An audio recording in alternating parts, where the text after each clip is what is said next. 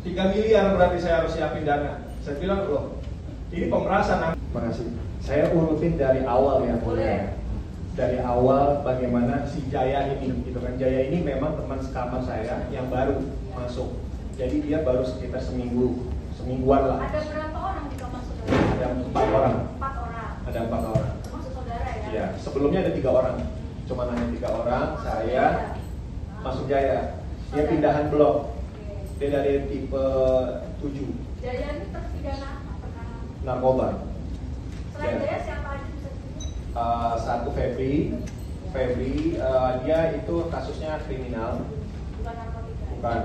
Satunya lagi Black, dan Narkotika juga bukan. dia narkotik. Nah, terus saya juga narkotik, gitu kan.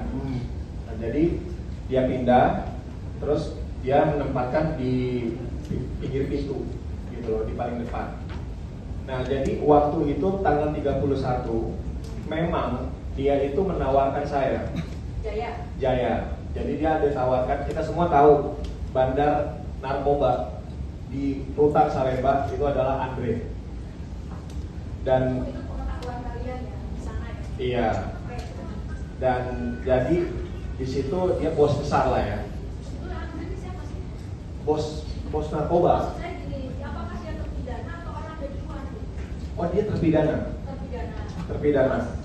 Sekarang Sekarang saya nggak tahu dia udah bebas atau gimana, saya nggak tahu. tapi sudah nggak ada di sana saat itu ya? Iya. Waktu itu masih ada. Ya, waktu itu masih ada. Waktu tanggal 31 itu masih ada. Tadi saudara bilang, oh Andre ini siapa? Bandar gitu ya? Bandarnya di situ gitu loh. Kenapa saudara bisa bilang dia bandar tuh? Dari mana saudara bisa menyimpulkan? Dari Jaya. Dari Jaya. Iya. Dan cerita dari Jaya. Iya, jadi dia Bukan- cerita. Bukan saudara sendiri yang melihat. Enggak, saya nggak kenal sama dia. Oke, terus? Jadi si Jaya menawarkan mau tambahan nggak untuk tahun baru, gitu kan? Ketambahan ini tahun baru. Ada 10 juta. Ada uang 10 juta. Nah, cuman ngeliatin aja. Sebabnya cuma ngeliatin doang. Ngeliatin apa? Ngeliatin narkoba. Saya ketawa lah yang mulia. Harga saya lebih mahal. Harga saya nggak segitu kan, gitu kan? Buat apa? Saya harus ngeliatin narkoba juga segala macam. Malah karena narkoba itu kan saya sudah berkali-kali kena masukan gitu. Jadi saya tolak. Nah, setelah itu di tanggal 3 itu waktu hari Jumat. Jadi hari Jumat itu setelah pulang sholat Jumat saya ngeliat dia nih. Saya baru masuk pulang. Nah, dia baru mau keluar gitu loh, ngambil sesuatu gitu kan dari Jaya. Nah, ya udah, saya nggak ada urusan apa-apa lagi kan, saya juga jarang berkomunikasi gitu sama orang di bawah saya gitu kan, karena saya kan di lantai atas. Jadi satu ruangan saya itu beda sekat gitu ya. Nah, lalu di malamnya sekitar Isya itu Pak Eka datang. Pak Eka datang, lalu dia langsung bilang, mana HP lo, ya kan? Saya kasih langsung kan gitu, saya kaget juga kan tiba-tiba. Saya punya HP satu. HP-nya satu, coba kasih kan? Ada dua yang mulia. Satunya lagi itu HP sewaan. Jadi HP yang ditemukan dua, cuman HP yang satu punya saudara. HP punya saya satu lagi. Ada orang jadi ngegadein gitu loh yang mulia, dia butuh uang, jadi ngejaminin saya. Saudara, saya jadi pengen tahu di dalam punya HP dua, maksudnya untuk apa ya? Oh, bukan HP saya dua, saya HP saya cuma satu. Samsung, ya. Jadi saudara kenapa mau terima apa? Gadean itu? Berapa digadean sama siapa itu namanya? Itu sama orang. Kalau itu gadean itu ya? Gadean doang kan? Enggak, dia kan masih satu kamar juga, Iya. ya kan? Jadi dia Siapa namanya? Black. Black. Ah. Aslinya siapa? Saya nggak tahu. Nggak tahu. Saya cuma tahunya Black doang gitu kan. Nah ya udah, dia jadi Berapa digadean itu? cuma 300.000. 300 kapan masuk? Waktu itu saya digeledah, ya kan, kedapatan handphone. Dan dia kegeledah semua kamar saya di atas, gitu kan. Cuma handphone doang. Cukup lumayan lama dia geledah sampai ngebongkar semuanya. Nah, terus di bawah, dia turun ke bawah, dia geledah lagi juga dan tidak ditemukan apa-apa. Nah, akhirnya langsung saya dibawa, saya Black sama Jaya. Nah, saya dibawa ke depan, langsung udah ada mereka semua di sini, gitu. Nah, setelah itu saya tanya gitu kan, ini masalahnya apa gitu kan? Udah nggak usah ini ya kan. lo katanya bilang dia ngasih barang narkoba, gitu kan? Lo kasih ke dia gitu kan? Lah, kok kasih ke dia? Orang saya ngelihatnya dia yang masuk sama Jaya, saya bilang ini urusan Jaya, bukan urusan saya kan gitu. Lah terus udah ikut aja, lo memang banyak permainan atas kayak gitu, lo gaya lo segala macam atau apapun. Ya udah terserah, buktikan aja, gitu kan? Saya minta dibuktikan aja, ya kan? Nah lalu permasalahan yang setelah itu ya udah, setelah itu saya ditekan, saya di BAP terus gitu kan. Dengan kesaksian saya itu tidak sama seperti dalam BAP. Kesaksian saya tetap saya bicarakan tentang apa yang saya bicarakan sekarang di persidangan ini. Nah, jadi keterangan saudara di BAP bagaimana? Saudara tarik semua? Saya tarik semuanya, karena memang pada dasarnya bukan itu, tidak keterangan saya. Maksud saya gini loh, ini kan adalah ya saudara kan saudara ada yang nanya, saudara menjawab. Yang Iya. diketik oleh penyidik di sini, apakah berdasarkan keterangan saudara atau saudara di bawah tekanan intimidasi? Iya. Atau memang ini penyidik aja mengarang cerita ini di dalam kehidupan saudara yang ngomong ini? Saya di dalam tekanan dan saya sudah bicara sama Oke. penyidik, gitu kan? Saya bicara sama penyidik kalau semuanya ini adalah tentang Jaya, urusan dia sama dia. Saya tidak ada urusan sama sekali. Urusan siapa? Urusan Jaya sama terdakwa 5, gitu loh.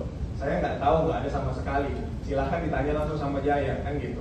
Namun dari penyidiknya ini bilang kalau saya segala macam, saya bicarakan. Makanya itu kemarin ada video kan.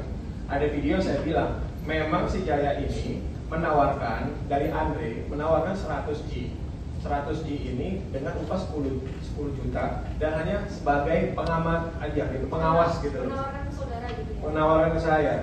Tapi Nah, saudara lihat 100G-nya? enggak. Karena saya tolak. Cuma ngomong-ngomong lah. Cara ngomongan doang, jadi saya tolak gitu loh kan. Dan saya juga bicarakan seperti itu gitu loh.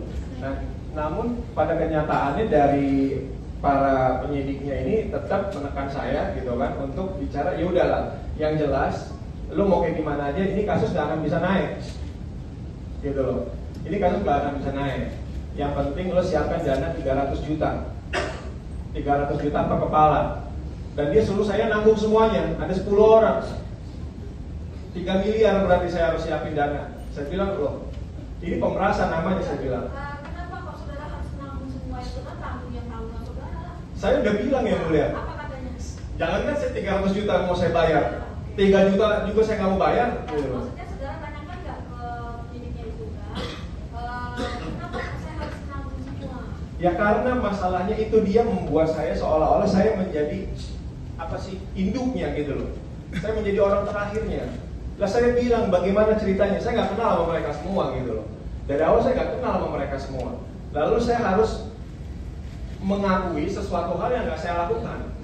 Mengakui sesuatu hal yang memang pada dasarnya ini semua udah Jaya. Dan pada dasarnya di BAP pun Jaya sudah di BAP. Jaya juga ditekan juga di situ. Dan seharusnya Jaya ada di sini. Dan yang lain-lain juga harusnya ada di sini. Lalu kenapa cuma 6 orang doang yang ada di sini? Gitu loh. Ini yang jadi sebenarnya saya juga pertanyakan. Dan si polisi ini, penyidik ini bilang kalau ini nggak akan naik, kalau ini bisa ini segala macam, udah tenang aja. Dan pada dasarnya kita setelah itu ditaruh di Selti. Selama 2 bulan saya ngerasain Selti, itu suatu hal yang nggak saya lakukan. Lalu setelah itu di bulan Oktober, ya, tiba-tiba saya langsung dipanggil untuk P21 di bulan Oktober. Dan saya ketemu berenam ini gitu loh kan. Ya saya pikir loh, Jayanya di mana gitu loh. Dan yang lainnya di mana gitu loh.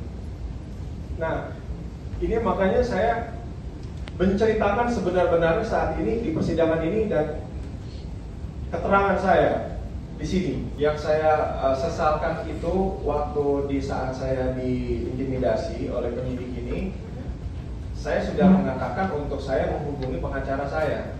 Saya hubungi lawyer saya bilang gitu kan. Karena saya memang dari awal juga bersama Om John gitu loh, sebagai lawyer saya. Nah, tapi permasalahannya, lo kalau mau bicara ngomong sama lawyer, berarti lo maunya ini lanjut nih, mau diperkarain bener-bener nih, gue bikin nih bener-bener lo mendem di dalam penjara berapa puluhan tahun, kata dia kan. Nah, saya bilang itu siapa? penyidiknya. Siapa namanya? Saya nggak kata penyidiknya, cuman yang jelas itu Kanit ya, kacamata. Dia yang pakai kacamata. Sama, Mungkin dia sekarang lagi nonton kali ya kan, biar dia dengar sekalian dari bawah sini. Download Tribun X sekarang, menghadirkan lokal menjadi Indonesia.